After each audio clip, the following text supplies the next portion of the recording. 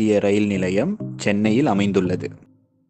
1873 முதல் 1996 வரை இந்த ரயில் நிலையம் மெட்ராஸ் மத்திய ரயில் நிலையம் என்று அழைக்கப்பட்டது. பிறகு 1996 முதல் 2019 ஆண்டு வரை சென்னை மத்திய ரயில் நிலையம் என்று அழைக்கப்பட்டது. 2019 ஆண்டு தொடங்கி இன்று வரை இந்த ரயில் நிலையம் புரட்சி தலைவர் doctor M G. Ramachandran central railway station என்று அழைக்கப்படுகிறது. இந்த சென்னை மத்திய ரயில் நிலையம் 1873 ஆண்டு ஜார்ஜ் ஹார்டிங் என்ற பிரிட்டிஷ் கட்டிட நிபுணரால் வடிவமைக்கப்பட்டது.